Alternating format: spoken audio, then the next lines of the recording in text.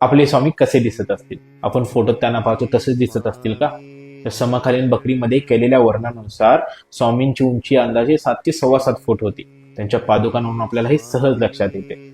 स्वामींची नखे कापायला येणारा न्हावी नेहमी सांगत असे की स्वामींची ही नक्की इतकी मुलायम की जणू गुलाबाच्या पाकळ्याच, ती हातानेही तुटत असत. स्वामींची पावले लोण्याहूनही मऊ, त्याच्यामध्ये हाडे आहेत की नाही हेच समजत नसे. स्वामी चिखलातून जरी चालले ना तरी त्यांचे पाय लखलखीत स्वच्छ असत. त्यांचे पोट मात्र गोल डेऱ्यासारखे, जणू सारं ब्रह्मांडच मावले त्यात. स्वामींची त्वचा खूप नितळ आणि हे कोमळ होती. आपले स्वामी मनाचे राजे होते. कित्येक दिवस ते आंघोळ करत नसत, पण कधी कधी दिवसातून 4-4 वेळा आंघोळ करत.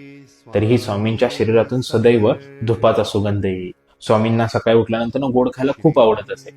त्यामध्ये कधी खीर असे, मसाले दूध असे, तर कधी पनीर असत. स्वामींची जेवणाची ही तऱ्हा तर खूप निराळीच होती. स्वामी कित्येक दिवस, कित्येक महिने हे जेवत नसत, अगदी पाणी सुद्धा घेत नसत.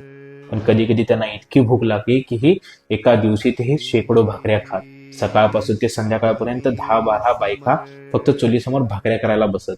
कधी कधी स्वामी कोणाच्या दारासमोर उभे राहून जेवण घाल ग माई असं म्हणत, पण घरच्या बाईने वाढलेलं जेवण तिथेच गाईला घालत. स्वामी बाहेरचं जेवायला बसत त्यावेळी त्यांच्या ताटात गायी कुत्री येऊन जेवत. स्वामीही त्यांना प्रेमाने घास पुरवत. असे होते आपले स्वामी. गोपाळकृष्ण बुवा केळकर हे स्वामींचे समकालीन. त्यांनी स्वामींना याची देही याची डोळा पाहिलेला आहे आणि स्वामींवरती त्यांनी बरंचसं लिखाण देखील करून ठेवलेलं आहे. स्वामींचा बराचसा दिनक्रम त्यांनी ही लिखाण करून ठेवलेला आहे, तो आपण पुढच्या व्हिडिओमध्ये पाहूयात. तोपर्यंत हा व्हिडिओ अनेक स्वामी भक्तांपर्यंत शेअर करा, जेणेकरून त्यांनाही कळू दे की आपले स्वामी कसे होते. श्री स्वामी समर्थ. जय शंकर.